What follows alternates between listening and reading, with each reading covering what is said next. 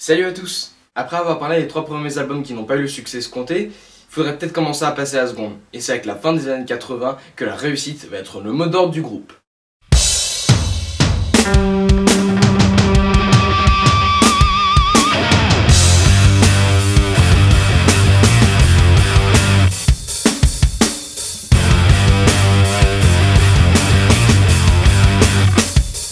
On commence cet épisode sur une mauvaise nouvelle avec la mort du guitariste Hillel Slovak suite à une overdose d'héroïne.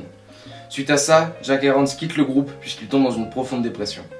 Faudra du coup trouver des remplaçants, et il s'agira de D.H. Peligro à la batterie et de Dwan McKnight à la guitare. Ce line-up ne restera pas complet longtemps puisque c'est John Frusciante, un fan du groupe de 18 ans qui rejoindra le groupe en tant que guitariste. Quant à la batterie, c'est Chad Smith avec ses gros muscles qui sera à la section rythmique. Il a d'ailleurs passé une audition où tous ses autres prédécesseurs n'avaient pas eu le temps de montrer leur capacité. Chad lui arrive et joue comme il peut. Avec sa technicité funk et sa force brute, les autres membres rigolent et croient avoir 10 éléphants sous stéroïdes. Maintenant que ce tout nouveau line-up est stabilisé, ils s'attaquent à leur nouvel album qui sortira en 1989 et il s'agit donc de Modern Milk.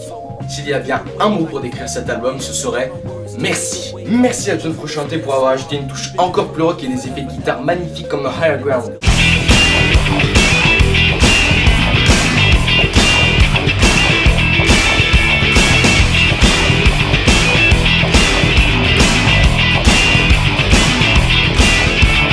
Avec des riffs bien lourds comme à la fin de Subway to Venus.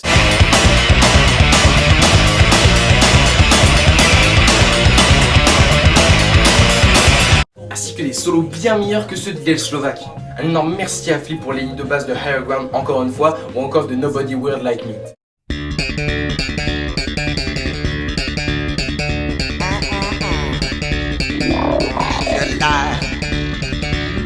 Et la magnifique trompette sur le morceau Taste the Pain. Ensuite Anthony, merci. Comme d'habitude, il chante d'une façon assez démarquée, mais là dans le chant rappé, il excelle.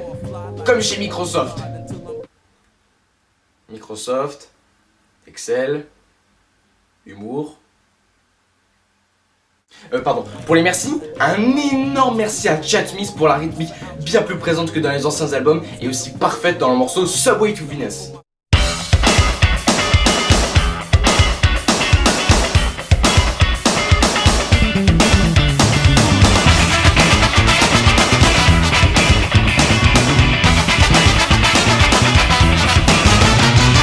C'est un album très funk, très rock, du funk rock, mais avec des ambiances qui peuvent se rapprocher du funk metal comme par exemple dans Good Time Boys.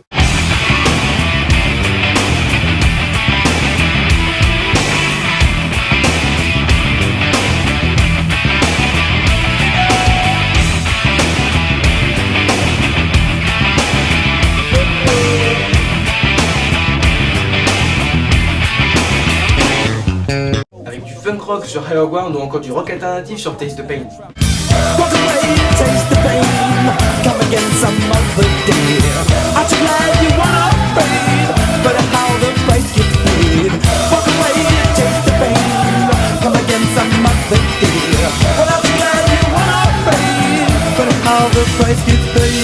Il y a 2 reprises dans cet album. Déjà, il y a Higher Ground de Stevie Wonder et aussi Fire de notre dieu à tous, Jimi Hendrix, même si la version des Red Hot est mieux. Il y a des trucs qui m'ont fait rire dans l'album. Déjà, il y a le riff de Sweet Child O' Mine de Guns N' Roses à la fin du morceau punk rock classique. Je sais pas pourquoi.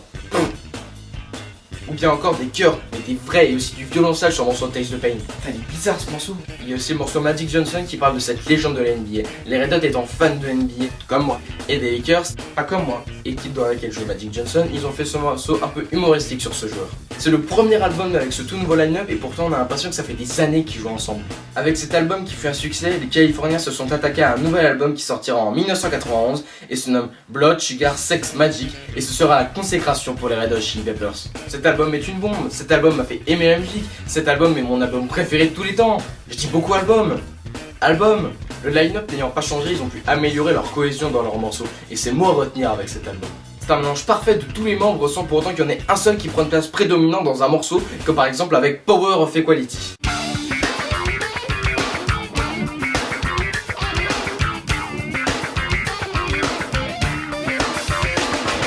ou encore encore la fin de If You Have To Ask, puisqu'on entend encore John et Flea jouer, sauf qu'on entend des rires en fond sonore, puisqu'ils ont enregistré l'album dans une maison hantée. C'est pour ça qu'on entend des bruits extérieurs, mais uniquement dans ce passage, car l'enregistrement est parfait. C'est un album plus rock qui laisse plus la place à la mélodie qu'à la technicité qu'on peut observer dans Mother's Milk. Le chant est bien différent des anciens albums, avec un chant au summum du rap tout en ayant une voix normale. Il y a encore des chœurs et elle prend toujours des voix bizarres pour les personnages dans les morceaux, comme par exemple avec Blood Sugar Sex Magic, le morceau éponyme.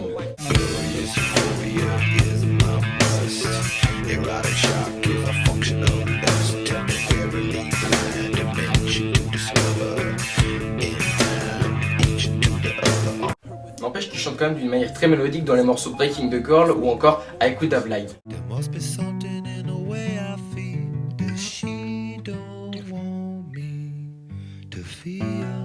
Flea mélange un jeu de basse qui est mélodique et en même temps rythmique, comme avec le morceau Mellowship Slinky in B Major.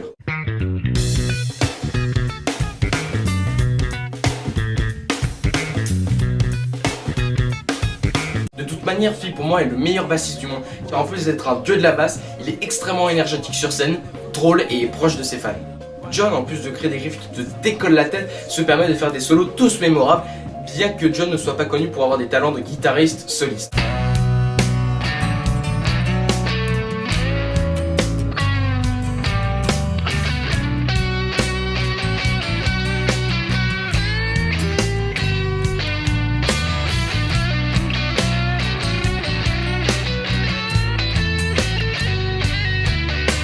Chad, quant à lui, déploie le jeu de batterie qu'il faut quand il faut, comme par exemple un jeu de batterie mélodique comme dans Breaking the Girl.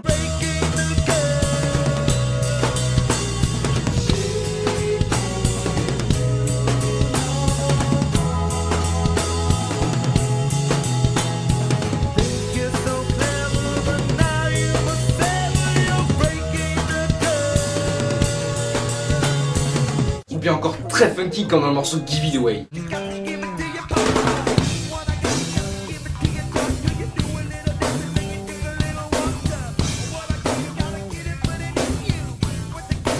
Les extraits que je viens de vous présenter précédemment proviennent d'une émission de télé qui s'est déroulée après le succès de Blood Sugar Sex Magic. Chad nous raconte sa cohésion dans le groupe et avec Flea, car ils vont faire plusieurs jams durant l'émission, et aussi comment il joue certaines chansons, à quelle vitesse et quelques conseils pour les débutants. En plus de tout ça, il y a des liaisons entre les morceaux comme entre Funky Monks et Suck My Kiss. D'ailleurs, en parlant de Funky Monks, si vous cherchez le morceau le plus funk de tout l'album, vous l'avez. Il tient bien son nom avec sa fausse senteur qui te fait bouger la tête au rythme de la musique et son passage de 2 minutes 35 à 2 minutes 56 que vous entendez en fond avant d'attaquer un solo dantesque. C'est très cool. Je vais arrêter. Ouais. C'est fini. On recommence. C'est fini. Il y a différentes ambiances dans l'album, avec des morceaux calmes et mélodiques comme Under the Bridge, en passant à des morceaux très bourrins et très fun comme dans l'excellent morceau My Lovely Man.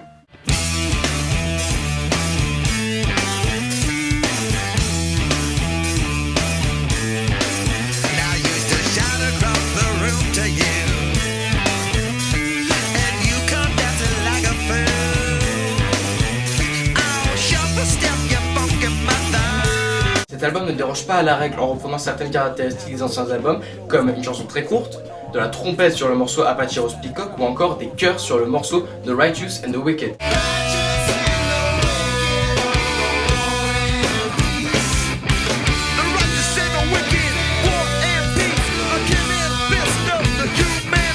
Pour parler de single, Under the Bridge a un clip magnifique, mais en même temps c'est normal provenant d'un réalisateur comme Gus Van Sant qui est un ami de Flea. Gus Van Sant a réalisé des films comme Harvey Milk ou bien encore le remake de Psycho originellement réalisé par Alfred Hitchcock.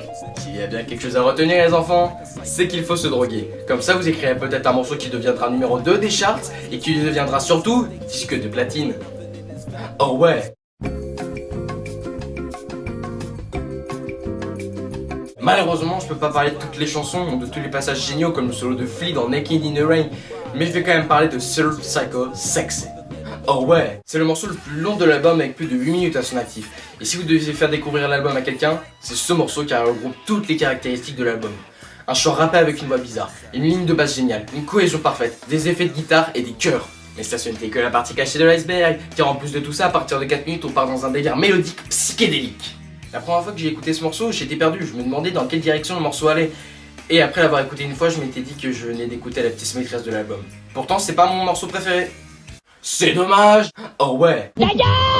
Ce morceau est génial et correspond très bien à l'album. Qui a une très belle image, hein, c'est joli. Hein. Avec cet énorme succès, ils ont fait une tournée mondiale, mais durant leur passage au Japon, John Frusciante a eu la magnifique idée de quitter le groupe, ne voulant plus vivre comme ça. C'est donc un gros coup pour les membres restants et engageant le guitariste Dave Navarro comme le commissaire en tant que guitariste. Et c'est en 1995 que sort le très attendu nouvel album des Red Hot Chili Peppers nommé One Hot Minute. Et je sais pas quoi dire dessus. J'avoue, je me sens un peu con là. Bon, on va essayer. L'album est très noir et très expérimental et presque pas funk. L'album commence avec le morceau Warp qui a carrément un riff de heavy metal.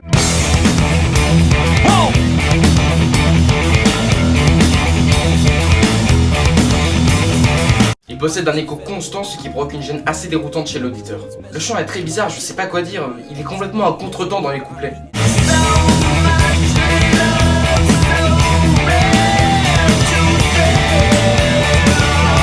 En tout cas, avec ce morceau, les Red Hot Chili Peppers vont bien te faire comprendre qu'ils vont pas rester à un seul style musical et qu'ils vont faire ce qu'ils veulent.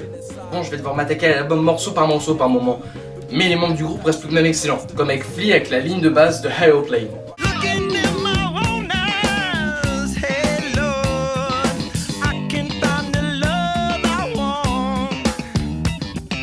Chad Smith a réalisé un rythme excellent pour Warped. Anthony chante vraiment dans tous les morceaux et même très bien comme dans Aeroplane. Dave, quant à lui, mélange des riffs de heavy metal à des riffs de funk rock. Malgré tout ça, il y a des passages que je comprends pas trop. Qu'est-ce qui se passe, de quoi, Par exemple, la chanson Pee, les enfants qui chantent dans Aeroplane, des pleurs dans One Big Mob ou encore le début de la chanson Deep Kick. Bon, je vais m'attaquer aux morceaux en eux-mêmes. My Friends est un morceau calme et mélodieux qui parle des pensées sombres du chanteur sur ses amis. C'est oui pour celle-là.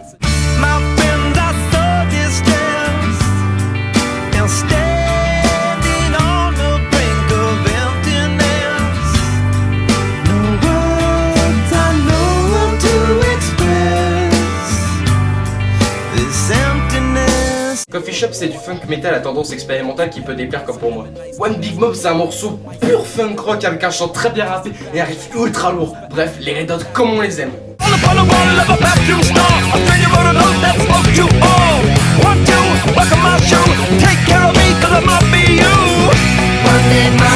Mais après, il y a une ambiance complètement planante, différente du début et après ça repart comme au début. Ce morceau est très bizarre. Walkabout est assez chiant, je trouve. One Minute reste excellent au final avec une première partie géniale, mais après ça se corse. Falling into Grace, ne réfléchissez pas, écoutez.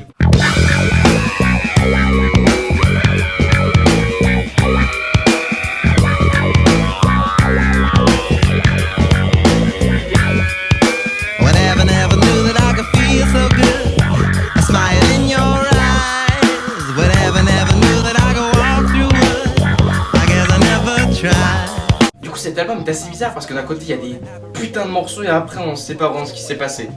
Ça oui, mais non. Oui, mais non. Mais oui, mais non.